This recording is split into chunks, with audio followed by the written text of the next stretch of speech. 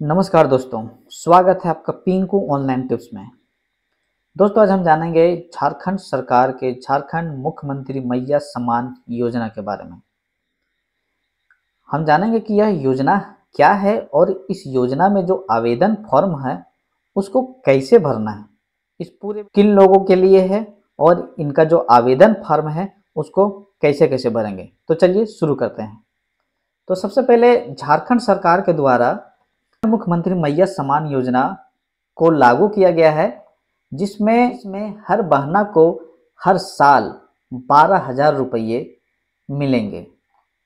दोस्तों, मैं बता दूं कि यह जो योजना है, इस योजना के तहत जो जिनकी उम्र 21 साल से 50 साल के बीच है, उन सभी बहन को 1,000 रुपया की सम्मान राशि उनके बैंक खाते में सीधे भेजे जाएगी। इसके लिए भी कैंप भी लगाए जा रहे हैं, जिसके तहत मुफ्त आवेदन और आवेदन फॉर्म दिया जा रहा है। अगर आपको इस योजना से संबंधित किसी भी तरह की जानकारी है तो इसके लिए सरकार ने टोल फ्री भी नंबर जारी किया है, जो आप यहाँ पे स्क्रीन में देख पा रहे हैं।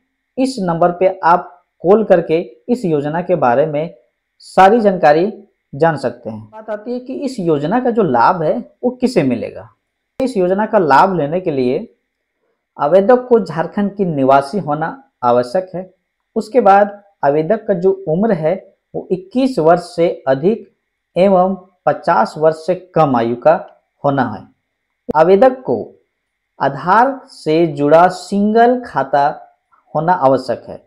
बहुत लोगों का यह प्रश्न रहता है और लोगों को यह संदेह होता है कि अगर ज्वाइंट खाता है तो क्या ज्वाइंट खाता में उनका इस आवेदन के लिए दिया जा सकता है।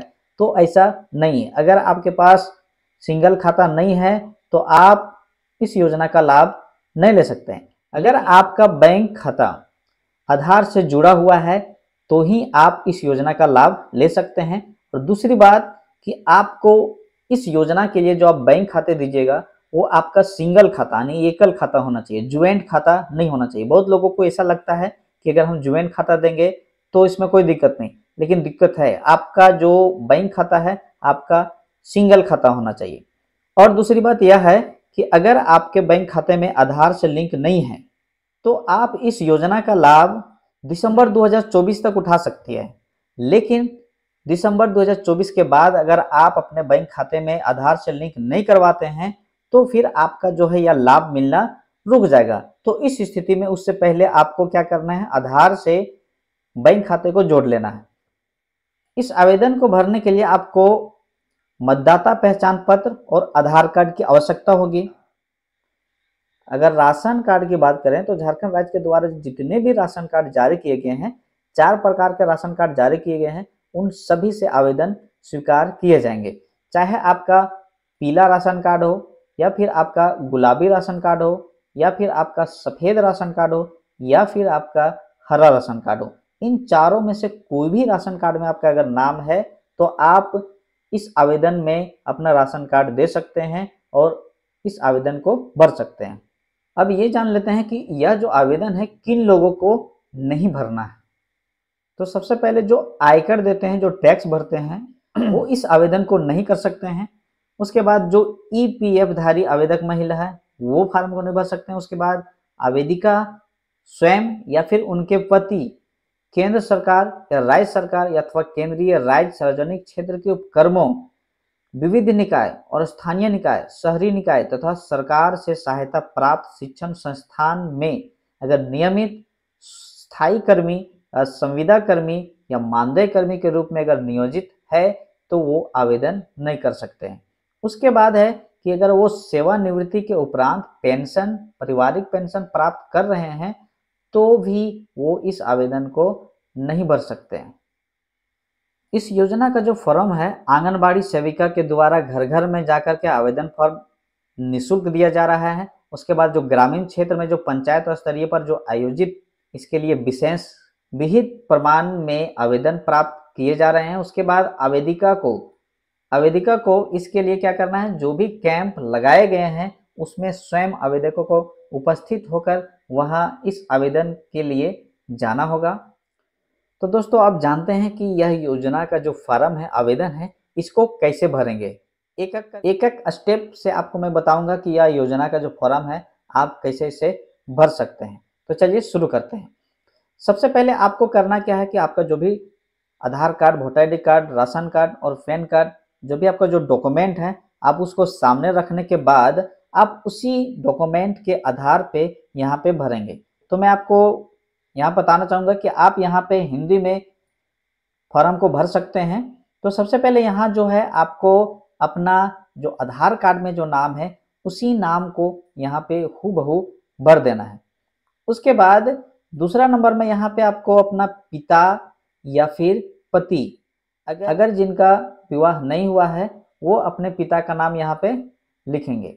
उसके बाद यहाँ पे अपना गांव का नाम, फिर यहाँ पे थाना का नाम, यहाँ पे पंचायत या वार्ड का नाम लिखेंगे। उसके बाद है प्रखंड या अंचल, वो आप इसका नाम लिख सकते हैं।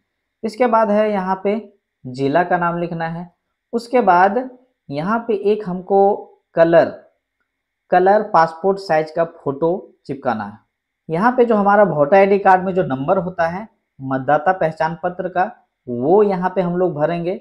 उसके बाद 5वां नंबर में यहाँ पे आधार संख्या जो होता है वो एक एक नंबर एक एक कॉलम में भर देंगे।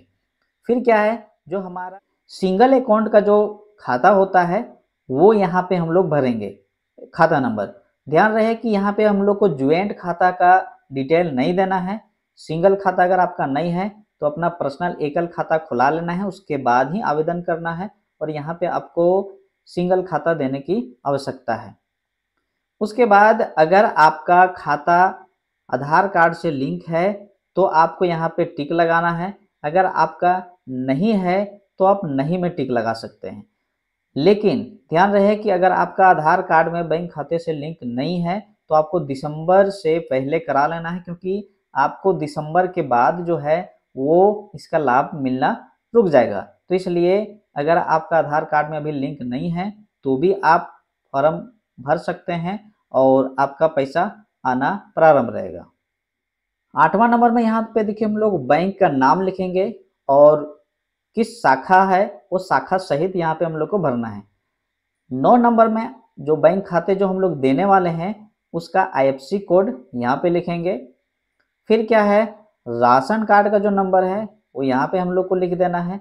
फिर 11 नंबर में जो पैन कार्ड आप देने वाले हैं उस पैन कार्ड का यहाँ पे नंबर लिखेंगे। अगर आपके पास पैन कार्ड नहीं है तो आप इसे छोड़ सकते हैं। 12 नंबर में हम लोग जाति का कोटि लिखेंगे, जैसे कि सामान्य, अनुसूचित जाति, अनुसूचित जनजाति या पिछड़ा वर्ग, जिस भी आप कैटेगरी से हैं वो यहाँ पे हम लोग लिख देंगे। फिर क्या है, जो आधार कार्ड में जन्म तिथि है वो यहाँ पे लिख देना है, जैसे कि दिन, महीना और साल। इतना लिखने के बाद ये जो 13 नंबर है, अभी फॉर्म भरते समय जितनी भी आयु आपकी हो रही है वो यहाँ पे लिख देंगे।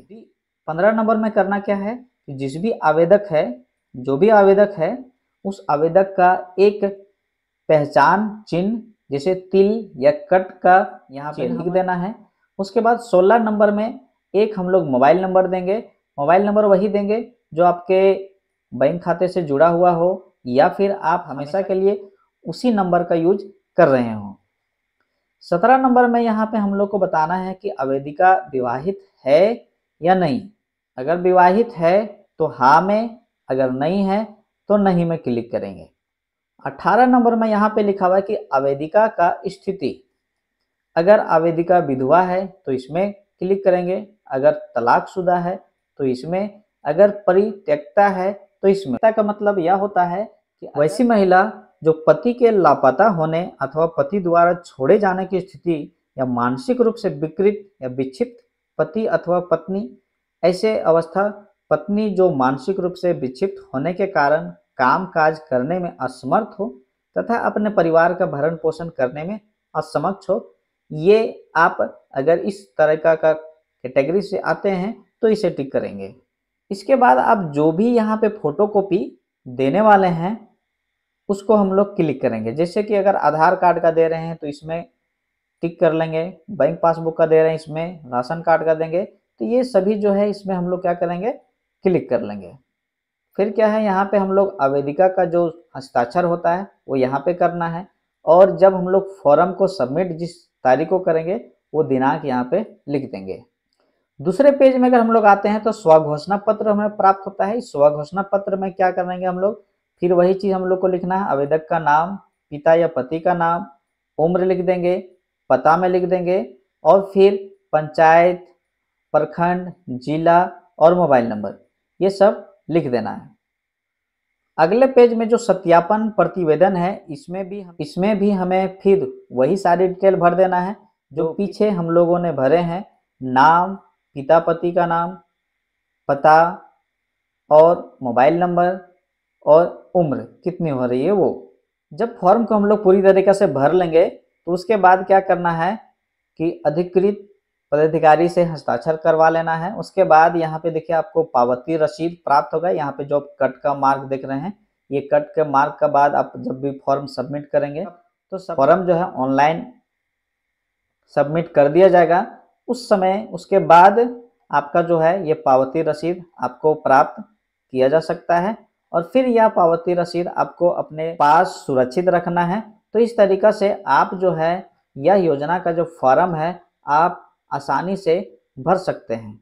उम्मीद है यह वीडियो जरूर आपको अच्छी लगी होगी। मिलते हैं एक अगले नए और रोचक वीडियो के साथ, तब तक आप सभी को नमस्कार, जय हिंद, जय भारत।